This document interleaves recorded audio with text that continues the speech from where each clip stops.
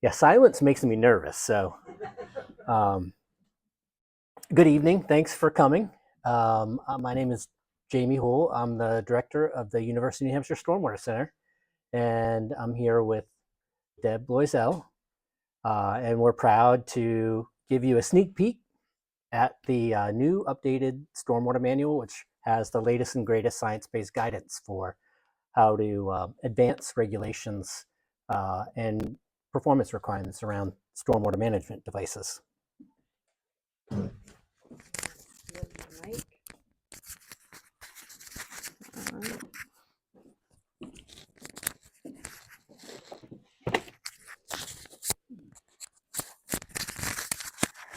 Oh, that's not working. Can you hear me pretty well here? Okay, I'm just going to hold it then. Hopefully I won't drop it. No mic dropping. All right. So let me get acclimated here. Uh-oh. Doesn't seem to want to advance. There we go. Hopefully I can get it from here. So as Jamie mentioned, my name is Deborah Loiselle. I work for the New Hampshire Department of Environmental Services. I am the Stormwater Coordinator. I reside in the Watershed Management Bureau in the Watershed Assistance section. I was looking at the attendee list. There were some names that look familiar, not who I've dealt with directly, but certainly folks that my colleagues in the Watershed Assistance section that I work with, Jeff Marcoux, Sally Sewell, Steve Landry. Some of you are probably familiar with those names. So I work with that great bunch. And as Jamie said, we're really excited to be here today and share the updated manual. All right, want to just give you a preview of the agenda. What can you expect today? So I'm going to give a summary of the content updates and key formatting updates. So a real high level review. As I think you can imagine, the new manual, it was 17 years old, and there's a lot of really great information. So we're going to give you like some really good snippets and sneak peeks. And then I'm going to turn it over to Jamie, who's going to give you an overview of the content updates. So he'll spend a little bit more time giving you some more detail on some specific areas of the manual. And then he'll pass it back to me. I'll provide you with some funding opportunities, and then we're going to open it up to Q&A. So for no further ado, let's get started. But before we get started, I just want to give a really great thank you to the Lake Winnipesaukee Alliance, who has hosted this opportunity. Thank you, John, Bree, Pat. We really appreciate this opportunity, and hopefully all of you do as well. And I have to say, I was really intrigued when I looked at their website. There's a lot of really great information on there. And I noticed it said, with growing threats to water quality, Lake Winnipesaukee needs our help. So hopefully Jamie and I are going to be able to provide you with some additional resources and tools so that you can continue doing the great work that you're doing already. So again, just a really brief highlight of the summary of key formatting.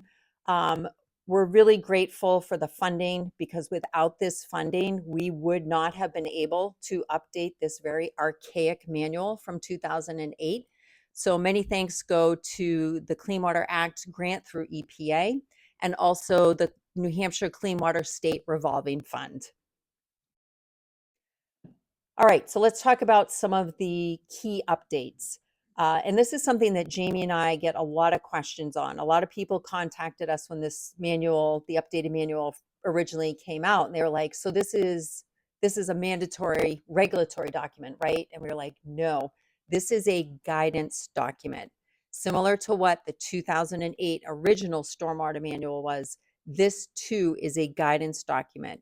However, municipalities, you can use this and put it into your ordinances or your regulations. So you could make it regulatory, but the document in and of itself is not a regulatory document. We have a new manual owner.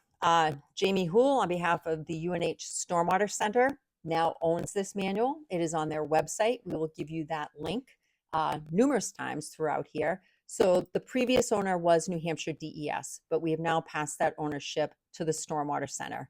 It really seems most appropriate that they have it. They're going to have the ability to update it more frequently. We're going to focus on the state of the practice. Jamie's going to talk a little bit more about what that means. So some more of the significant updates, just the general content. Again, the 2008 manual, by the time we published the 2025 manual, so it was over 17 years old. As you can imagine, as you probably know, so many regulatory changes were done during that time, but it was referenced in this old manual. So we wanted to make sure everything was up to date. There are new topics such as emerging contaminants, cyanobacteria, PFAS, and others. There's information on how to select design criteria and methods. There's curves that you can use. And then there's updated and new stormwater control measure and erosion control and sedimentation fact sheets. And then the overall formatting and organization looks very different as well. So the previous manual, and I just showed Jamie before I came here, I actually have it. It was a hard copy 3 manual document. Some of you may actually still have this. I hear a lot of people just use this. They refer to it all the time. So no more, okay? Put these away. Make sure you're using the new one. So no more hard copies. It's all electronic. Certainly, if you would like to make a hard copy, you can print it in color, in black and white, however you would like. So the new manual, we've converged the 3 volumes into a single document. It has 6 chapters. We have 2 appendices. Appendix A is stormwater control measure fact sheets, and then Appendix B is erosion and sedimentation control fact sheets. Some key formatting that we've done, new cover page, it's in color. The previous manual was black and white. There's searchable headings, there's live links that you can click on. There's call out boxes for key concepts. There's standardized example calculation boxes. Here's an updated fact sheet formatting. We spent a lot of time on the fact sheets and we wanted to make them user-friendly and easy to understand. So this is an example of a stormwater control measure fact sheet, which is for infiltration basin, but there's numerous fact sheets, both in Appendix A and Appendix B. But we took some time to make sure that we introduce the actual stormwater control measure. And then we talk about how it applies to the state of the practice, design considerations. So if you're trying to apply it to your site, is it appropriate? Is it not? And then over on the other side, we have design and guidance parameters and criteria. The fact sheets also include maintenance requirements. This is something that we've seen that's been a little neglected over the years. So we want to make sure that you're doing the proper maintenance to the specific stormwater control measure. We've also included a table to say whether it meets the AOT requirements, the alteration of terrain requirements, which are state requirements. And then we have example design schematics for you to reference as well. Again, as I mentioned, the new owner is the UNH Stormwater Center. We've supplied you with a QR code, so you can just click onto that, or we've also included the website as well. So we have 2 methods in which you can access this document. There's so much for us to share, and we're, again, really excited to be here. So Jamie and I, this is our 2nd show on the road. I'm going to pass it over to him so he can share with you some more in-depth detail. I told you to take me out of the driver's seat. All right. So you're all here because you have a vested interest in water quality. We know over the last decade or 2, the science around stormwater management has changed dramatically. It's one of the most exciting things in the field. It's rapidly changing. It's rapidly evolving. If we were to have talked to you at the beginning of the launch of the last manual, everything would be about sediment, all about sediment control. The parameters would be around 80% total suspended solids removal. Now, as you know, probably better than us, we're concerned about nutrients, and nutrient control is really the new state of the practice. We need systems that control sediment and that's relatively easy. We also need systems that manage nutrients. Nutrients are the number one threat to our water quality, harmful algal blooms, and everything else that we don't want happening in the Great Lakes. So that's why I think this manual is important. I likely won't be able to go over everything, but the manual is there. This is kind of just a teaser. We have this new icon, state of the practice. It's a plus document because it goes generally above and beyond what's traditionally been required. It goes above and beyond state requirements. The way we look at this manual, or that I look at it, is sort of a beacon of which we should be migrating our standards towards. So we've been actively engaging with alteration of terrain, and they're considering new rulemaking, and when they do, they're going to consider the elements associated with it within this guidance. But that New Hampshire Plus icon really looks at a step ahead. So it's something that we should be, you should be looking at when you're reviewing your regulations. The next thing, and largely to control nutrients, we've advanced this watershed protection standard. So in the old documents, we talked about groundwater recharge volume. We know that groundwater recharge is really important, not just for volume control and reducing erosion and erosion associated with the landscape, but we know it's also important with respect to nutrient control. So infiltration into the native soils is the number one way to control nutrients. It's also the number one way to control other things like temperature and mitigating temperature impacts into water bodies. So this is the new kind of goal, and it's really to promote what the Clean Water Act really advocates for, which is anti-degradation or no net contribution of pollutants to the water body from development. Other things that have been updated, we have site design process. We're looking a lot at, it's called environmental site design in other places. We call it low impact development designs. No matter what you call it, there's guidance in here about how to better manage a site. If you contrast the old way of a big site development, you just match, cut, and fill, level the site, and put the stormwater management at the low spot. We know we really need to honor pre-development sub-drainage areas. Those are feeding wetlands. Those are feeding other water resources that are really important and we can't neglect. We also included stormwater control measure. We're not calling them best management practices anymore. We're calling them stormwater control measures. That's just a very small nuance. But we've identified a tiered system that makes it easier for you to identify the stormwater control measures that you should be advocating for in your community. So when a developer comes in and say, well, we think a detention pond is going to do just fine to control peak flow and meet water quality standards, that's now a tier 3. That's now a tier 3 stormwater control measure. You should be advocating for tier 1s, and I'll go into that a little bit more detail later. So new topics, we talk about harmful algal blooms, we talk about PFAS, we talk about climate change a bit.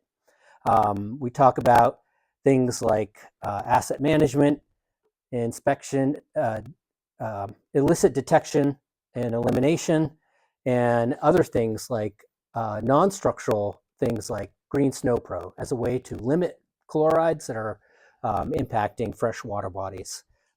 So lots to cover in here, and we also have a link to the Southern New England program has developed a retrofit manual, and so this is a really important document and tool when you're already in the built environment and you're trying to better protect water quality. So many municipalities are going to be involved in retrofitting to reduce stormwater pollution that's making its way into the various lakes and ponds that we have in the area.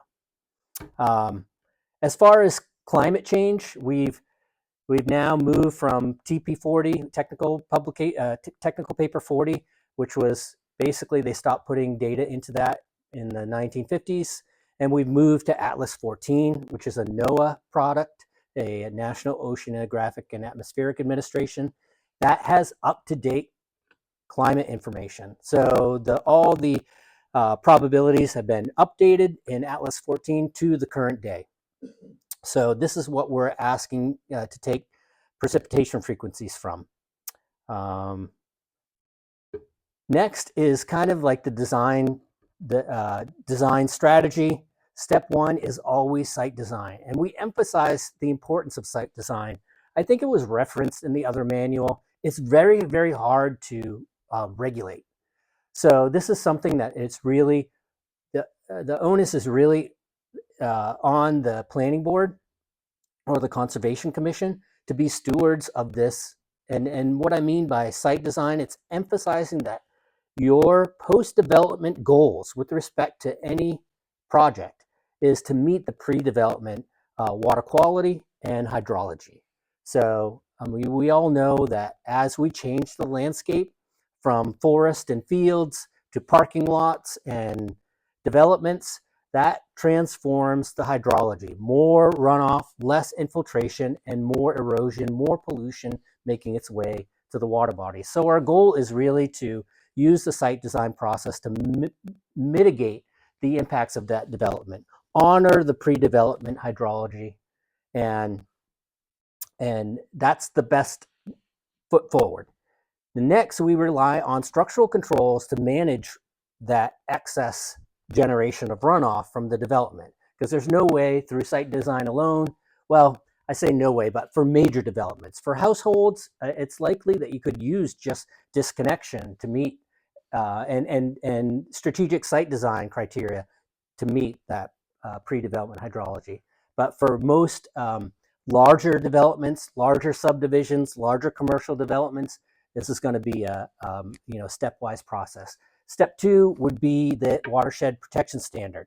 So designing stormwater control measures to meet that watershed protection standard. Step three, if you can't do that, and the watershed protection standard is really to retain the 1 inch rainfall or the equivalent of 1 inch on site and not let that run off. And I'll go into that a little bit later where that comes from. Step three, if you can't meet the watershed protection standard, which there should be specific reasons why you can't do that. Maybe it's soils, maybe it's a brownfield site, or maybe it's an area of high potential pollutant load like a gas station. We're not going to want to be infiltrating large amounts of water around those types of areas. So there are contra indices for use of infiltration. If you can't do that, then we're asking you to meet this 90% TSS. That's total suspended solids, 60% total phosphorus, and 50% total nitrogen removal. And we presented performance curves that can help you assess the ability of these treatment systems to meet these requirements. And just a hint, Tier 1 stormwater control measures have the best opportunity and the best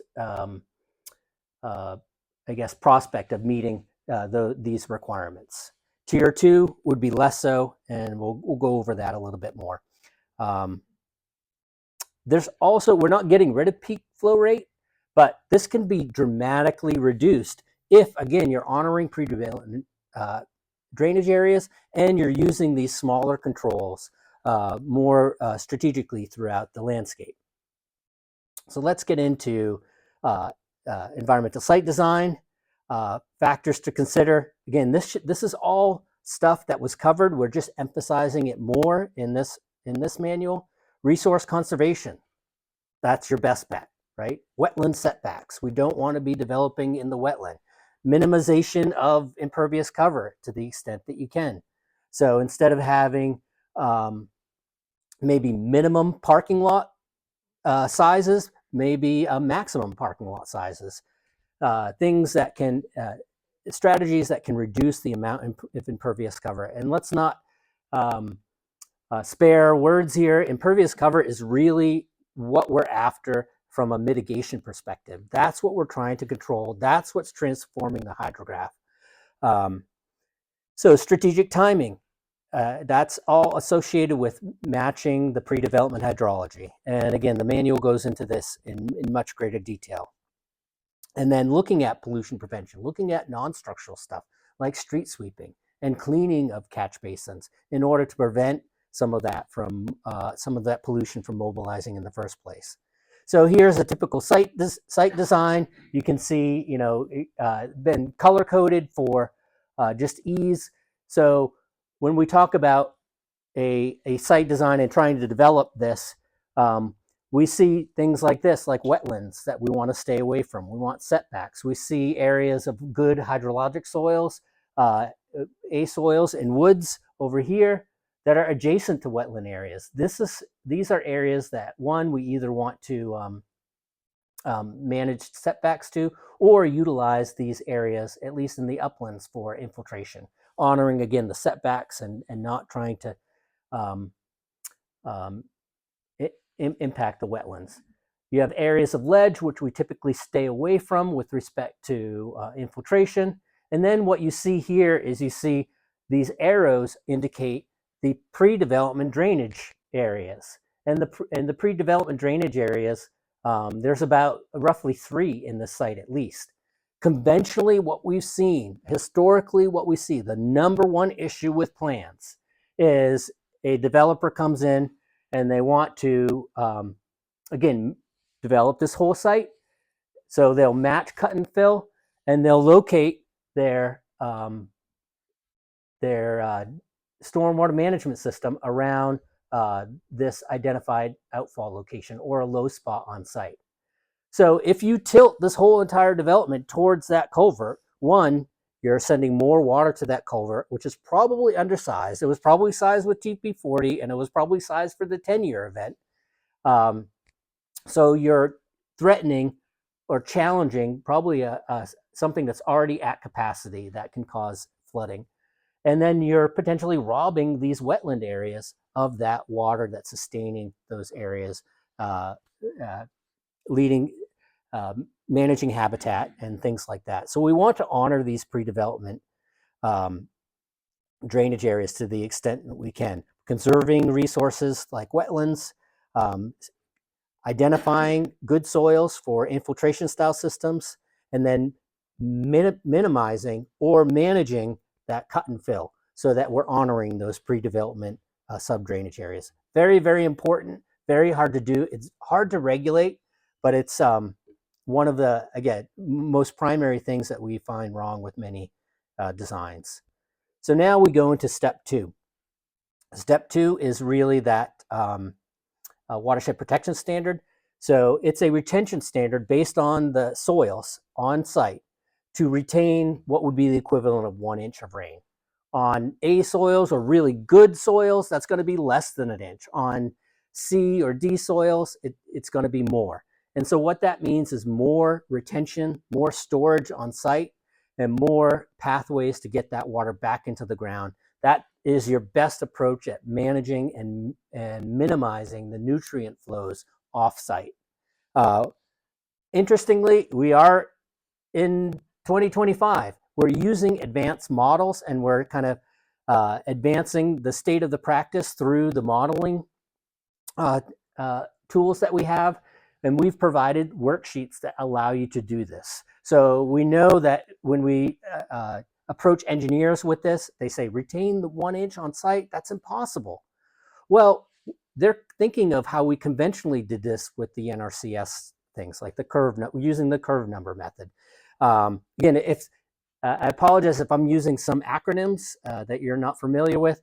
It is all in the manual. We're trying to utilize a modeling that was done by EPA Region 1, and it uses the full rainfall record. So we're not choosing a design storm that almost invariably never happens, like the NRCS Type 2 distribution. We're choosing the full, we're modeling the whole rainfall record, 29 years of rainfall, and we're simulating that. It gives us a much better picture and a much more accurate picture of the hydrology. And it makes it a lot easier to meet what we call the 1 inch retention standard. So we're developing tools that allow engineers and people and developers that are moving in this direction to do this easier and more effectively. I want to just talk a little bit, and I'll probably try to go through this quickly, about the basis of the watershed protection standard. as we changed the landscape, right? You can imagine the landscape looks very different. Well, maybe not here, but very different in urban areas than it did even 20 years ago. As we replace forest and field with asphalt, we change the hydrology, less going into the ground, less going back up in the air through evapotranspiration, more running off into streams. That impacts the streams and how they maintain themselves. So if you look at this, what we see here is in the gray line, that would be the pre-development flow duration curve. The flow duration curve is just the range of flows in that stream, and all put in a normalized in a 0 to 1. So, you go from your low exceedance to your high exceedance at 1. And you can see the gray line is the natural kind of flows that a stream would experience.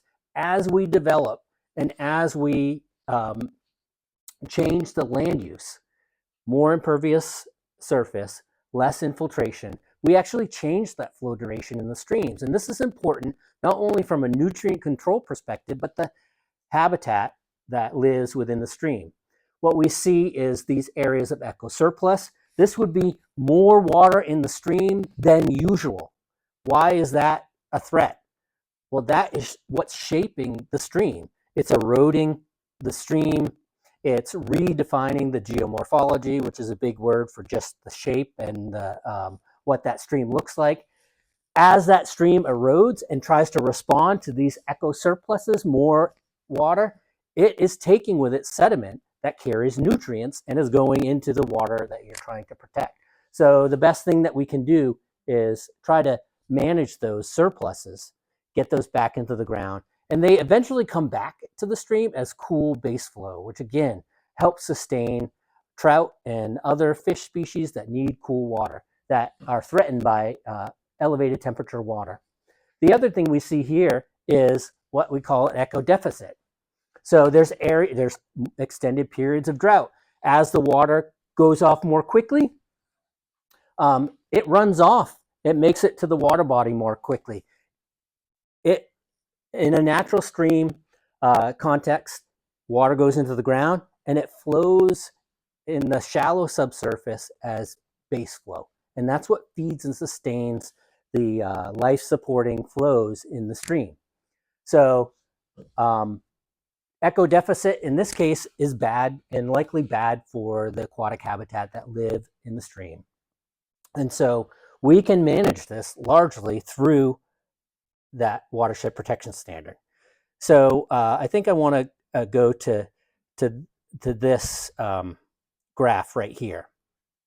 And what you're seeing here is this is a runoff duration curve. So it's looking at the runoff from an exceedance from wet days only. So when it rains, this is the water that comes off the landscape. So the red line is in the post-development condition with no stormwater control measures. And what this shows you is that's leading to that eco surplus. More runoff to the stream more quickly, eroding the stream, causing nutrient blooms into the receiving water. Even with old standards that are in the old manual, we had some correction of this, but not much. When we look at the pre-development condition, the natural landscape does a really good job at managing that precipitation, putting it back into the ground, feeding it to the streams as slow, cold base flow. And so if we institute this green line, which is the green line is the pre-development, the blue line is the watershed protection standard. That's retaining the 1 inch. And you can see it's falling right over. You almost can't see it because it's overlaying the pre-development condition. So what this really demonstrates is that it's the scientific basis upon which we're promoting this watershed protection standard, because it does the best job at preserving the natural function of the stream and better protecting the downstream water bodies from excess nutrients and all the bad things that we don't want in our lakes and streams. I'm going to just click through that. if you can't do the watershed protection standard, which we're advocating you to adopt, and again, it's one of those areas that you're just not going to want to infiltrate gas stations around dumps or other areas that are handling chemicals that we don't want in the groundwater. Then you're back to this more numeric standard of 90% TSS reduction, 60% phosphorus, 50% nitrogen. We've also developed tools for that as well. So we have calculators where the design engineer can put the characteristics of their stormwater systems, or you as a reviewer can review the information that you're getting from the designer to ensure that you're meeting these standards. And that all brings us to tiers. So if your first line of defense is likely going to be promoting control measures that are in tier 1.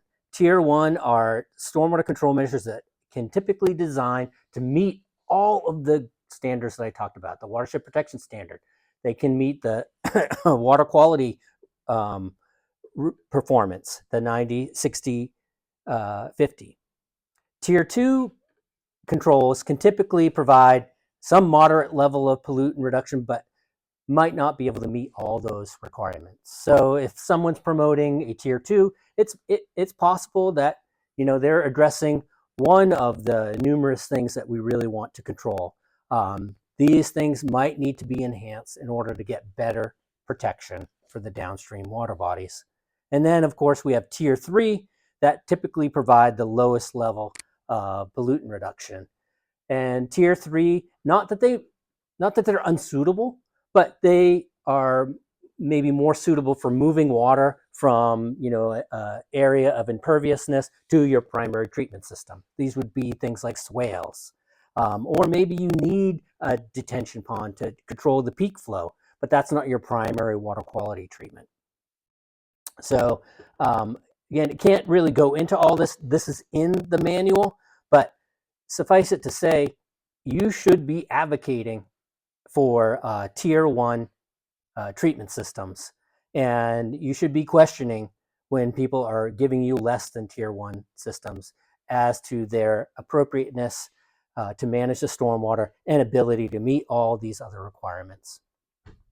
These are all based on science that has been implemented for over a decade now in Region 1, EPA Region 1. Because we're non-delegated, we don't have, DES does not manage the Clean Water Act. EPA Region 1 does for us. They've been advancing these curves for a while now. So I think many communities here, I think most communities are outside of permitted communities, so you probably haven't had to deal with this.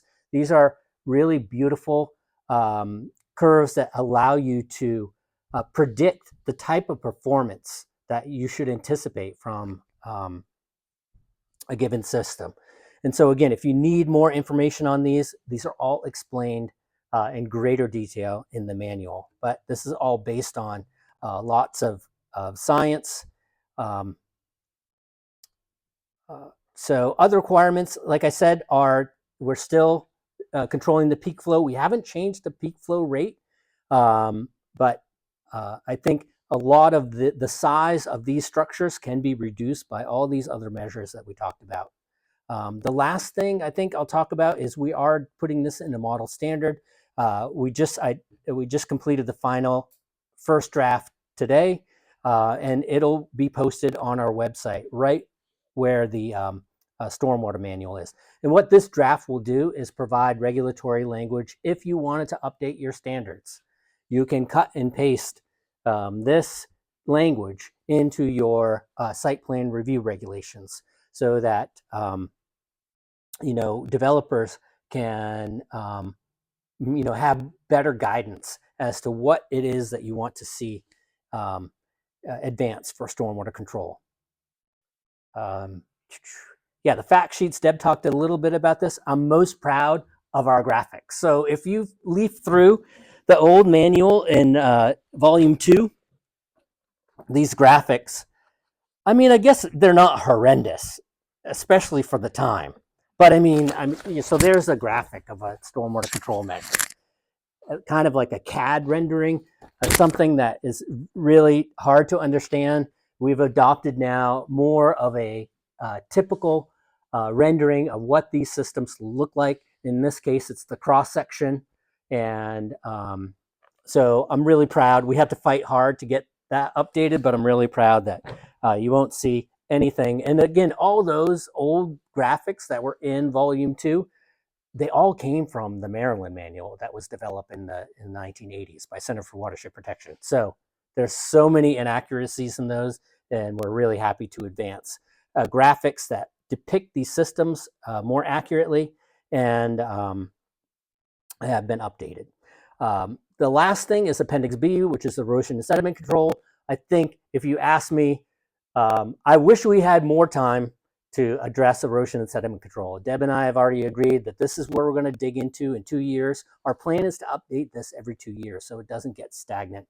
We didn't, although we did have a lot of help updating this section, it's just an area where we wish we could have had more. There's a lot of advancements in erosion and sediment control, and I'm just looking at the silt fence. The silt fence is one of those things that is we're trying to move beyond as a primary erosion control. And you can see what we've done is at least given you a picture with the silt fence, and then upstream of that or upslope of that, we have like this is a silt sock, so a nylon sock filled with mulch that does a much better job creating retention and fortifying the benefits that a silt fence would give you. So we have updated erosion and sediment control. What else? Oh yeah, this is already some maintenance requirements as well, and then ability to meet alteration of terrain.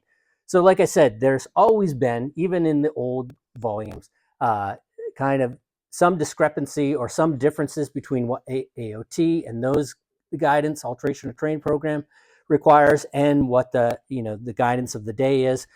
Over time, those will come together, and we are in active discussions with AOT to, they've all reviewed this, they've signed off on this as a direction that is beneficial. So I think that brings us to funding opportunities. That was kind of a whirlwind. I'm sorry about that. Yeah, just taking a look at the time as well. Thank you, Jamie. I'm just going to go back really quickly to this slide here. One of the big things and big differences in this manual is that we made reference to maintenance activities in which you need to comply with laws that protect wildlife. As I had mentioned earlier, a lot of the BMPs that have been installed over the years really weren't properly maintained. So they've been improperly maintained or not maintained at all for about 10 plus years. Now people are starting to be really more cognizant. They're like, okay, I'm going to go in and maintain it. And as you can imagine, there's a lot of vegetation that has come up over the years. And this is a great spot for wildlife, nesting birds. So we just say, please be cognizant of when you are doing maintenance, just make sure that you're referring to the RSAs for protection of migratory birds, endangered species. And if you ever had any questions, feel free to reach out to New Hampshire Fish and Game, and they can help guide you as well to talk about nesting times and whatnot and how to work around that. Okay, so I'm going to talk very briefly on funding opportunities. Hopefully you're all excited to kind of dig into all of this, learn more, go home, read the manual, maybe or not. But hopefully you will, because like Jamie and I have said, there's so much information. We just don't have time to go over it. But hopefully you're also thinking about some potential projects that you could be working on, right? And you're like, oh, but how are we going to fund those? Well, I'm going to just give you an opportunity and show you 2 funding potential sources that you can use. Some of you may already be familiar with these, but some of you may not. So the first one is the Clean Water State Revolving Fund, aka Clean Water SRF. And this is something that New Hampshire DES, every state in the whole United States. The state agencies monitor and manage this funding source. EPA each year gives them a certain allotment of monies, and then they put together a loan program and can work with communities to enact really good quality projects. So it funds planning and infrastructure projects that improve water quality, and that includes wastewater, stormwater, and non-point source projects. So I'm just going to focus on stormwater and non-point source. I currently manage a little over 35 projects right now. This has been a program for stormwater that's really been underutilized until recently, because when this program was first enacted by the Clean Water Act, it was really focused on wastewater. And people thought, oh, this is just a wastewater program, right? So I spent a lot of time over the past 5 to 7 years showing people that no, this is not only about wastewater, it is about stormwater. So I encourage you to really take a look at this, because I'm convinced that you have a lot of projects that would fit into one of these categories. So for stormwater, and when I talk stormwater, it is inclusive of non-point source. There are 4 main categories. So there's asset management program, planning projects, infrastructure with planning components, and then infrastructure projects. So I'm going to talk very, very briefly about each of the categories. So I didn't mention asset management. I just want to talk about that at the end, because I have a challenge for some of you. But let's start with planning projects. So what kinds of projects would be eligible? So anything that is preliminary design, so up to 30% design, would be eligible. Assessments or planning documents, such as the development of watershed management plans, preparation of a basis of design report, equipment rental or purchase, laboratory analysis, and then other as DES approves. So with that is we offer up to $100,000 of principal or loan forgiveness for stormwater and non-point source projects. The loan amounts can be greater, but you would just pay the low rate interest on that. For infrastructure projects, eligible costs are final design and engineering, bid documents, permits, also the basis of design. That's the one category. Actually, there's 2. Environmental review and basis of design are eligible for either the planning or the infrastructure. Implementation, so the actual construction costs, engineering oversight, and then stormwater equipment, things such as vacuum trucks and street sweepers. So anything, again, associated with improving water quality. The principal forgiveness for infrastructure projects is determined annually once we review and rank all of the projects and pre-applications. Prior to 2021, it was anywhere from 10 to 15% of your full loan amount. From 2021 till last year, it was anywhere from 20 to 30%.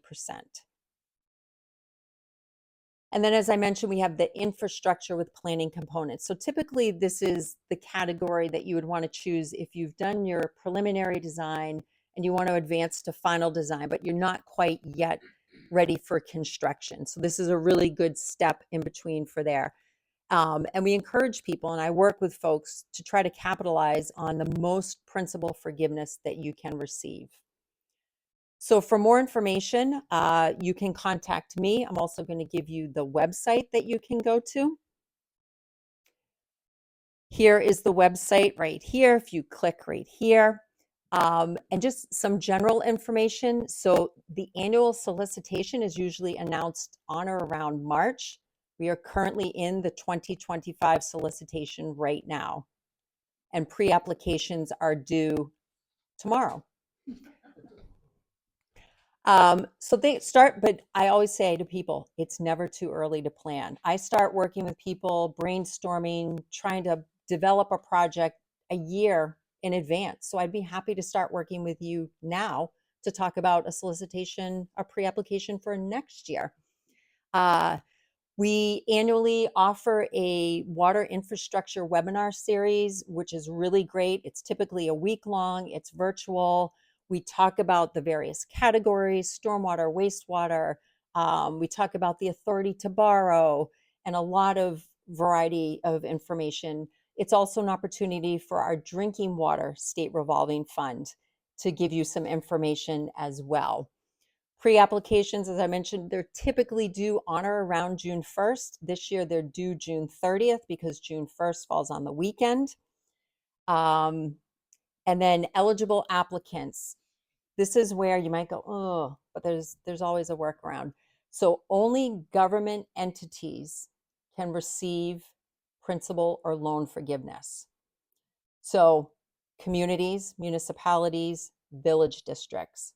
However, we have been working more commonly with nonprofits throughout, but how they're doing that is the nonprofit is asking the local community to be the fiscal agent on the pre-application so that they can get the full principal forgiveness.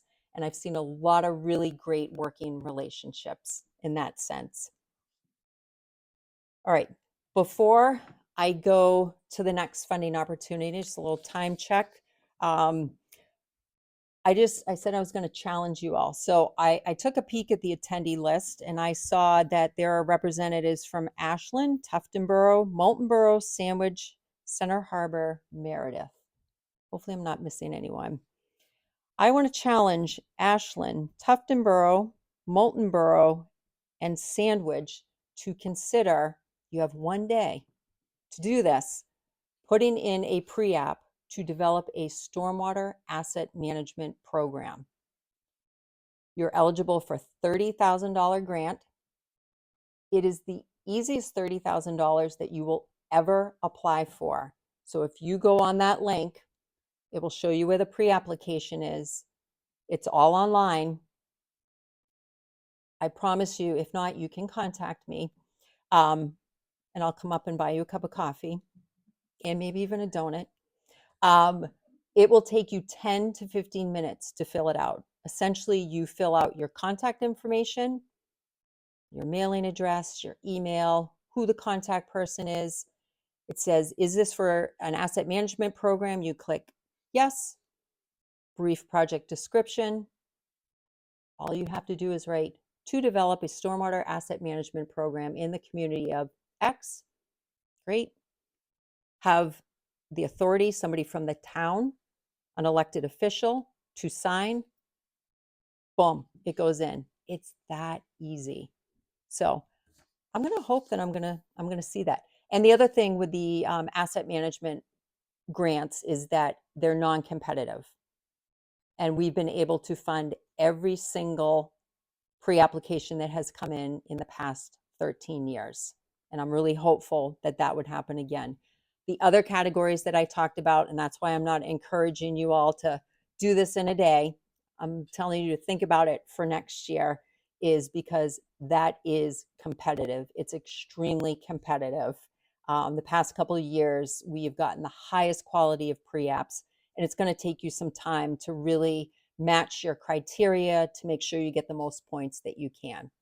So, okay. Can I ask you just a question? Yes. Could you define stormwater assets? Stormwater assets. Yes. So stormwater assets can be anywhere from your pipes, your drainage pipes, catch basins, open swales, stormwater control measures, AKA we used to be called stormwater BMPs, outfalls, culverts, dams. And these would have to be municipally owned. So what we typically do with the asset management program is we encourage a lot of municipalities to get the DOT infrastructure on there too. And that a lot of that is online or it's accessible, so that you can see that interconnection that is going on. So you have a better understanding, for illicit discharges or failures. So it's all visual on GIS. You can find that really easily. And then some people will say they'll add on to their asset management program. They'll say, okay, the next step we want to do beyond this grant, we want to start inputting some private infrastructure as well. So this is the $30,000 is kind of, for a lack of better words, a carrot. It's not going to make this Cadillac version of an asset management program, but it's going to get you started off really well. And we have online, we have all the core elements that we would require. We work with you because some communities have a really good maybe database already. So maybe they have a good inventory, but they don't have an understanding of the criticality, the condition of their assets, which is really, really important. So hopefully that helps answer the question. You're welcome. So the next funding source is through EPA grants. And I said, some of you may have already worked with folks in the watershed assistance section that I reside in. So there's two opportunities here. And I have the link, as you can see right here, and it talks about 319 grants and then the 604B grants. So briefly, just going to talk about the 604B grants first. Those are planning dollars. So those eligible projects have to be EPA clean water, identifying NPS measures to meet water quality standards, obtaining local commitments to implement water quality plans. So like I said, developing your watershed-based plans, also known as the A through I plans, would be eligible, determining the nature, extent, and causes of water quality problems. So anything that's like an assessment or to develop a report to identify a water quality issue would fall under 604B. The other one is 319. The 319 grant is the implementation grant. So these are for projects where you would want to actually construct or design.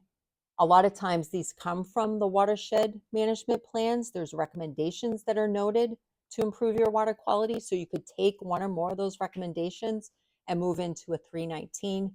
These are very competitive. Requests for pre-applications are typically published in late June, early July. So it is not too late for that. We believe that this is going to be announced soon.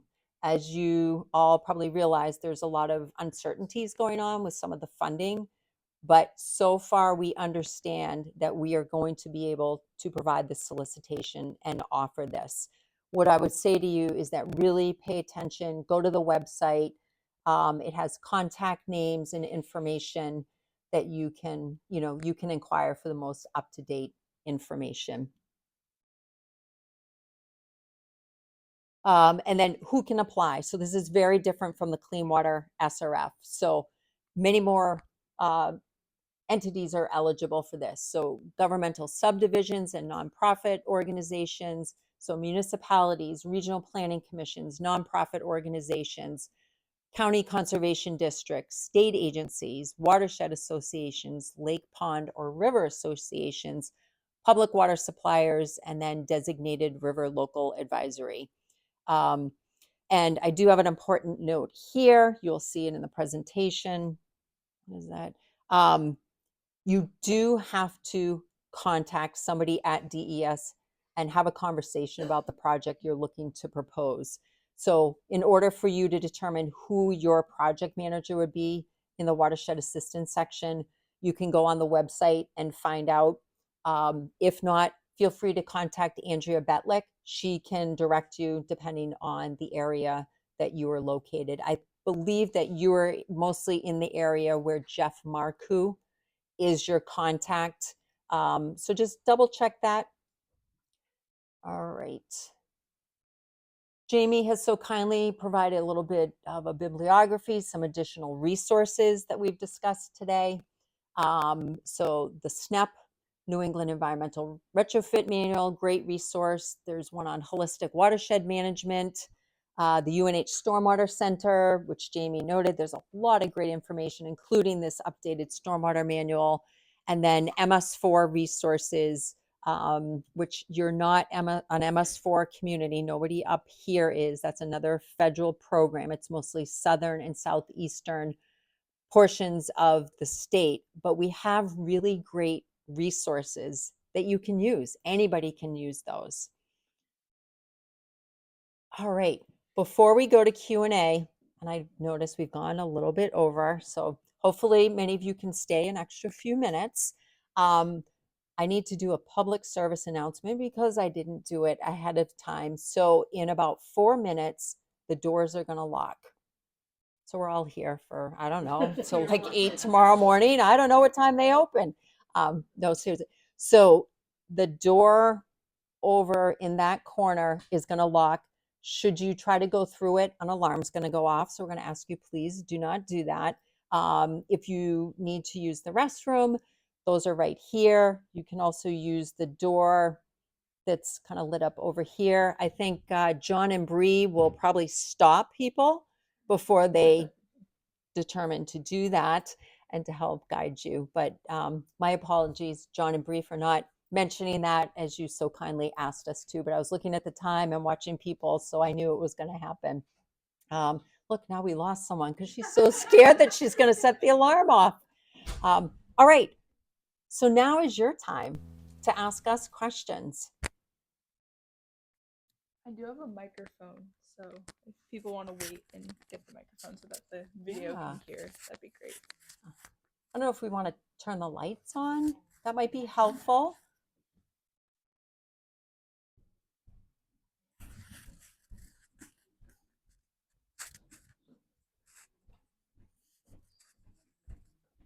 Thank you, Bree. Oh, now we're all awake. Come on, somebody must have a question. Yay, first question. Oh, you got a microphone. No, it's not. Yeah. I just wanted to know, if we wanted to print this out, how many pages is it? Oh my, a couple hundred, Yeah. I think. Good. Yeah. We'll get the town. Yeah, there you go. We And have I to. tell you, the fact sheets are amazing. Yeah. I mean, I'm hoping those are things that people have on hand and that they, it's well worn, or put it on your tablet. We're seeing more and more of that where people have access to their tablets and they're like, oh, you know what? I want to check this site. I have a better understanding. I'm going to check that stormwater control measure fact sheet, and I'm going to score. Oh, look, that's a tier 1. I think I'm going to promote that. You're welcome. Yes. I wanted to ask Jamie if there's any information in this report regarding impervious and actually pervious paving, because we're seeing a lot of applications where they're using pervious paving to get to the 20% and 30% limit impervious on shorefront property. Is there, and we're seeing that's kind of a broad term, but really not a specification that's being used by the applicant, and then or there's no real requirement as far as maintenance of the system in the future. Okay, so yeah, did everybody hear the question about, so there's 2 real questions in there. The first, with respect to pervious pavement, there are design details, there are maintenance guidelines in there. The second, which I think is the more germane question, is, how do we deal with pervious pavement when it's proposed in its site development? We don't touch that in here. But what I always advocate, and I don't know that there's universal guidance, what I always tell people is all pervious, impervious area should be classified as impervious. So just because it's pervious pavement doesn't mean it doesn't mimic the function of a forest, right? So you have you have limits on impervious area for reasons. Permeable pavement or pervious pavement is really great at correcting the hydrology, but it doesn't replace, I guess, the lost land use. So, and the way we model it as well is we model it as impervious surface that then goes into the subbase and gets treated almost like a retention pond in the subbase. So the way we model it is impervious. So, that would be my guidance. I don't know if we address it in, I'll have to look through the regulatory guidance. I don't think that we've addressed that, but it's something that we probably should in the future. I understand you're saying then that they specify pervious pavement. It's not assuming that it's all of a sudden forest. That's right. Again, it's impervious. So, it's yeah. incorrect to say, okay, that's 0% Exactly. impervious. Hmm. Yeah, that would be the way I would advocate you regulate that. So, Does DES have any regulations? I believe AOT does, but that only covers when you require an AOT permit, not anything else. Yeah. Residential. Yep, residential, no.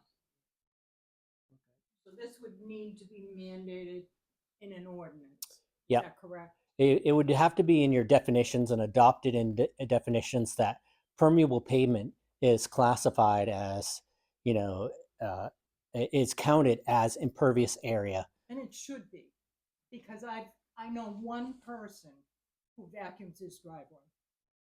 Yep. And there are many, many pervious surfaces in this town. Yeah, and I would say residential areas are probably most prone to no maintenance. Just because to get a vacuum truck, there's two operators in New England that will come and clean your pervious pavement. That said, there's cool things. I think with a leaf blower and a yard vac, you can do your own maintenance of it. Definitely. But again, these are things that have to be mandated from a regulatory standpoint, because if you look at it, let's abstract it for effect. That means you could lot line to lot line, you could develop the whole entire site, and you just put pervious pavement down. It defies the logic of those guidance. So, and again, the way we model it is impervious surface. So that's how I would classify it from a land use perspective. And then all you're doing is using the subbase materials and the unique hydraulic properties of the control measure to manage that as best you can. That only works really on a level site. It doesn't work if you're on a 15% slope or that. Yeah, 15% slope, I would be, it's up to 15% though, we can do some things. But yeah, so.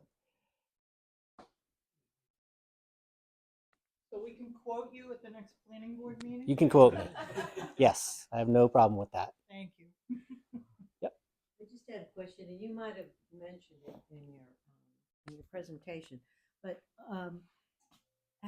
is your data based on like the 100-year storm, or is it 50-year? Because what I think that we're finding is that that data is old and probably doesn't hold up. I'm thinking about culverts, I'm thinking about catch basins, I'm thinking about those kinds of things that will not be, that were based on that data rather than. Yeah, this is a really important point. So the question was about, how do we classify return intervals for storm events? And I think what you're saying is what we used to call the 100-year storm in TP40 is now becoming more frequent. It's more like the 50-year storm. And I agree, that's all true. And your comment of it applies most to culverts, I think is very accurate. It applies probably least to some of the water quality structural control measures that I've been talking about. Because when we look at the climate projections or even the existing data, updated data in Atlas 14, the 1-year storm or the median storm hasn't really changed much. It's the extreme events. As we approach the 25, the 50, the 100-year, that's what's changing. And that's what's becoming more frequent. And so from a site control, we're not really doing much with that. The most vulnerable things to this climate change are your culverts. That's where water's going to pool behind. Culvert's going to go into orifice flow, which means they overtop, and then they're going to blow out. And that's where the risks are in my opinion. That's where the major risks are. And in a site by site basis, we don't really assess, downstream culverts. So, I mean, I think you picked you identified the most vulnerable points in the system to these impacts from climate change. Because for the most part, a 100-year event, we're like, good luck, right? In our site design. Good luck with that. And a lot of these culverts were sized not only with the old data, but with what they could get away with, the 10-year, maybe, if you're lucky. So they're already undersized. They're already vulnerable to these changing precipitation patterns, and that's what's going to cause the most threat. We don't really know what a 100-year event is now. That horizon is just changing. Yep, it's true.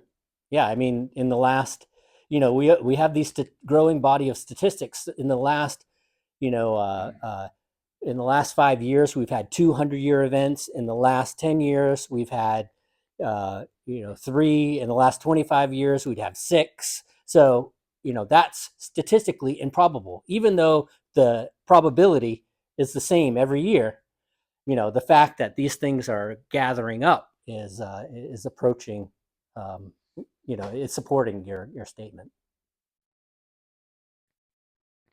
And we have problems projecting. We only know what's happened. And so we're only using existing data to reset those probabilities, and they are growing.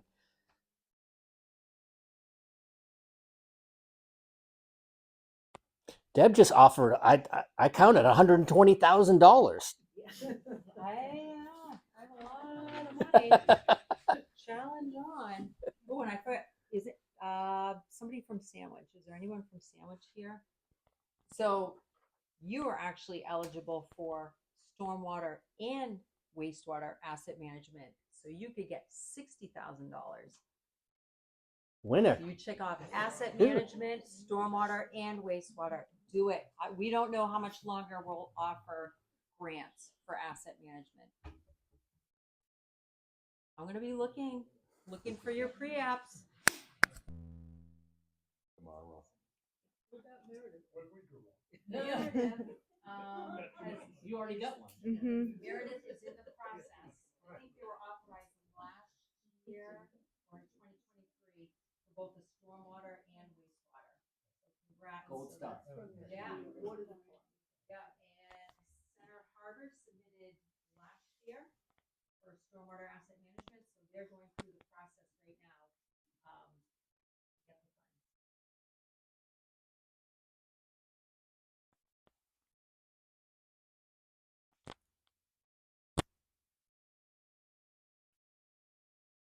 Dave, what? You just fell asleep.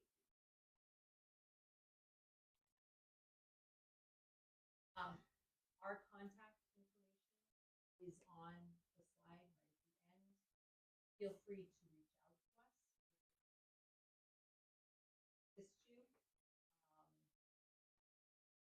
Talk with you. We're very engaged and involved with keeping good water quality, improving water quality. Love to continue working with you. Keep up the great work, because I know there's a lot of great work going on in this area.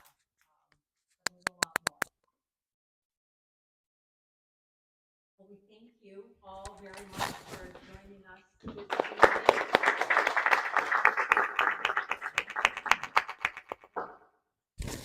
Also, for anyone that is interested, we did record this. So if you missed anything, if you want to rewatch it, if you want to share it with your friends,